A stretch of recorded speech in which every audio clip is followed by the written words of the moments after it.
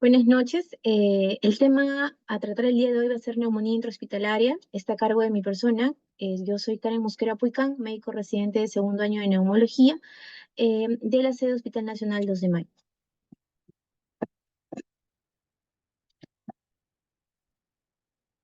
Los objetivos de esta exposición van a ser definir lo que es la neumonía intrahospitalaria, su clasificación de la misma, conocer la patogénesis de la neumonía intrahospitalaria e identificar los patógenos asociados a la enfermedad.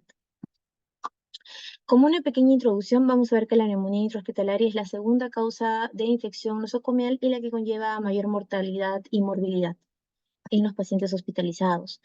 La definición, vamos a ver que hay diferentes guías. Acá en esta diapositiva vamos a ver la combinación de tanto de la guía europea como de la guía americana, en la cual mencionan que la neumonía intrahospitalaria es aquella neumonía aquella que se encuentra ausente en el momento del ingreso hospitalario y se va a desarrollar tras haber transcurrido más de 48 horas del mismo. Justo la guía de la CEPAR del 2020 va a clasificar a la neumonía intrahospitalaria por aquella que no requiere ventilación artificial, que requiere ventilación artificial y aquella que es adquirida durante la ventilación artificial.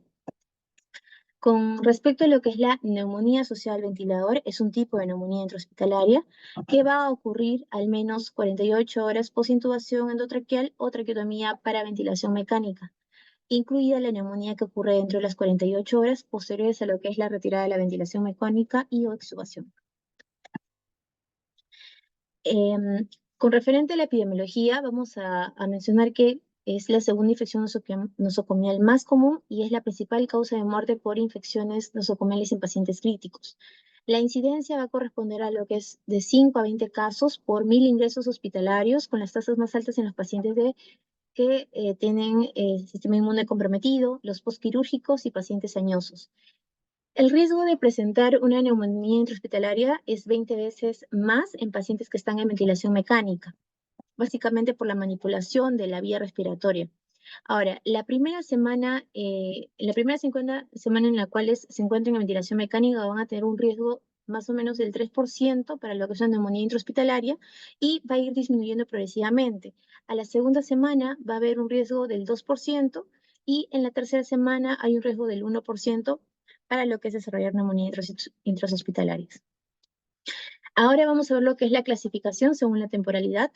Esto es importante básicamente porque vamos a tener que una neumonía intrahospitalaria temprana y una neumonía intrahospitalaria tardía. La neumonía intrahospitalaria temprana va a tener agentes patógenos característicos de esta temporalidad a comparación de una neumonía intrahospitalaria tardía. Se menciona que la neumonía intrahospitalaria temprana va a corresponder a menos de los 5 días hospitalizados, tiene un mejor pronóstico y es ocasionado por bacterias sensibles, a comparación de la neumonía intrahospitalaria tardía, que corresponde a más de 5 días hospitalizados y normalmente está ocasionado por gérmenes resistentes. Bueno, con referente a la parte de la clasificación según temporalidad, nos vamos a dar cuenta que hay un estudio que se llama el estudio de Ewick, en los cuales va a mencionar básicamente patrones de colonización en lo que son las vías respiratorias superiores e inferiores. En este estudio se va a ver básicamente cómo cambia la parte de la microbiota de las vías respiratorias superiores e inferiores, básicamente por el patrón comunitario o un patrón nosocomial. Se menciona que corresponde más o menos a los 3 a 4 días, hasta máximo 7 días, para que se dé este cambio de patrones. Se menciona también que la colonización con patrones comunitarios se va a dar básicamente para las neumonías intrahospitalarias tempranas y la colonización ya con patrones nosocomiales como tanto va a corresponder a lo que es neumonía intrahospitalarias tardías. En la figura que tenemos al lado derecho, vamos a ver que es una placa de tórax, una radiografía de tórax frontal, en la cual vamos a ver múltiples infiltrados, son infiltrados multilobares, con la descripción de una neumonía nosocomial asociada al ventilador. La patogénesis de la enfermedad se va a ver por varias vías. Una de esas vías pueden ser las aspiraciones de las secreciones de orofaringe o tracto gastrointestinal hacia lo que es el árbol traqueobronquial distal. También se puede dar por vía inhalatoria, básicamente por aerosoles contaminados, o por inoculación de partículas, básicamente por la mala limpieza de los circuitos del ventilador o los nebulizadores u otros instrumentos que se usan básicamente para el diagnóstico de soporte ventilatorio. Asimismo, también se puede dar por continuidad desde un sitio infectado, básicamente, con mayor frecuencia, básicamente, del espacio mediastínico, y también se puede dar por vía hematógena a partir de un punto de infección localizado. Se menciona que el 15% de las neumonías asociadas al ventilador tienen con mayor frecuencia de ser de causa bacterémica. Y la identificación del patógeno a menudo básicamente es un MDR, es un multidroga resistente, ¿no? Y esto puede alterar básicamente el tratamiento. Según las guías del ATS y del ITSA, ellos siguen a favor de los hemocultivos para todos los pacientes que tienen sospecha de ENAP, a comparación de la guía de la CEPAR del 2020. Con referente a la patogenia, vamos a ver en este cuadro cómo las diferentes vías van a influir a que haya un fracaso de las defensas pulmonares y todo esto terminaría en una neumonía. Entonces tenemos la vía de aspiración en la cual se va a dar por la colonización orofaringe, colonización gástrica, que estos dos ítems van a tener que ver relacionado con la parte de los factores del huésped, ya si este es inmunocomprometido, uso prolongado de corticoides, ¿no? O alguna alteración del sensorio del paciente.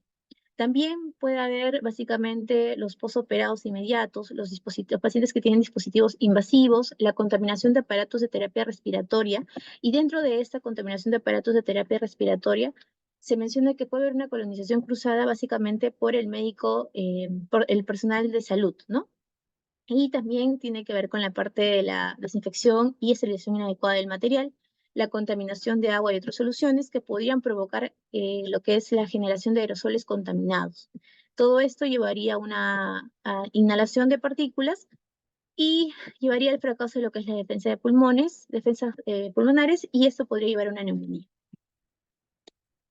El desarrollo de la neumonía va a depender de tres factores.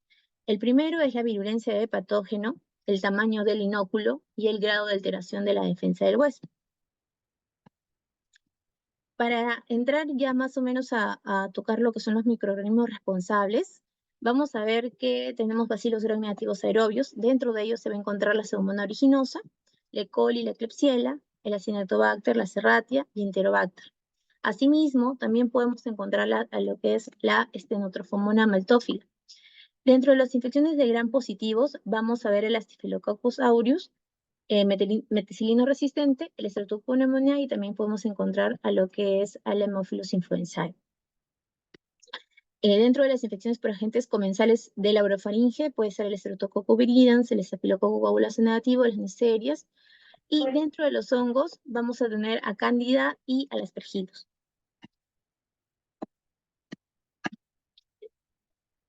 La clasificación que se habló al inicio, básicamente, de los tipos de neumonía, era porque correspondiente a la neumonía intrahospitalaria temprana y tardía, se iban a ver gérmenes asociados.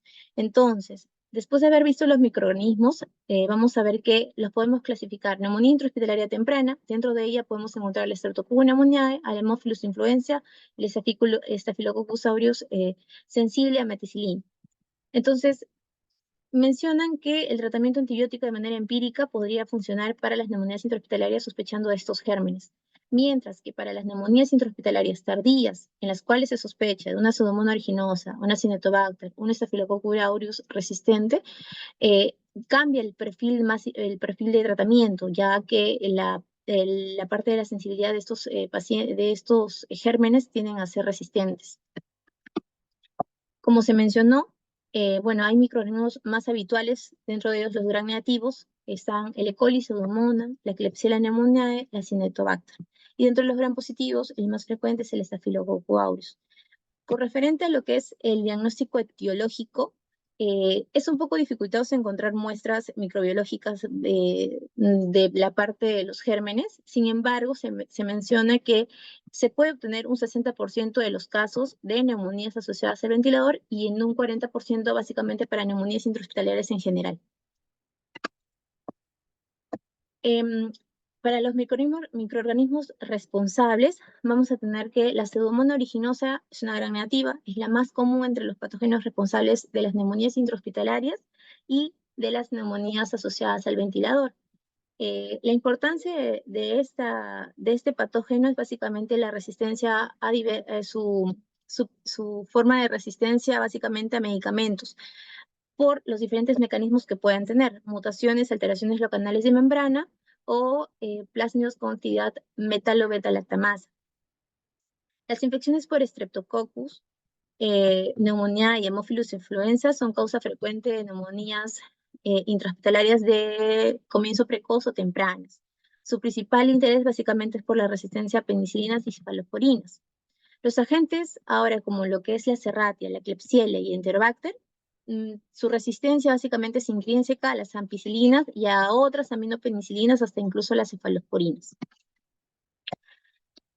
Es importante también tener en cuenta lo que son los factores de riesgo para resistencia de antibióticos, en la cual se menciona que en el cuadrito vamos a ver que existen factores de riesgo para resistencia a gérmenes con resistencia básicamente a la neumonía asociada al ventilador. Dentro de ello vamos a tener a estos factores. El primero son básicamente el uso previo de antibiótico endovenoso previo a los 90 días, un shock séptico antes de haber tenido la neumonía asociada al ventilador, que antes de la neumonía asociada al ventilador se haya precedido un ARTS y que haya tenido 5 días o más de hospitalización antes de la aparición de la neumonía asociada al ventilador y que esté en terapia de reemplazo renal.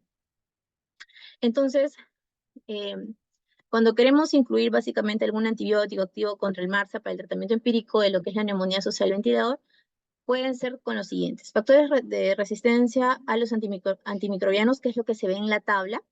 Pacientes tratados en unidades donde más del 10% al 20% ya tienen un mapa microbiológico para Staphylococcus aureus resistente.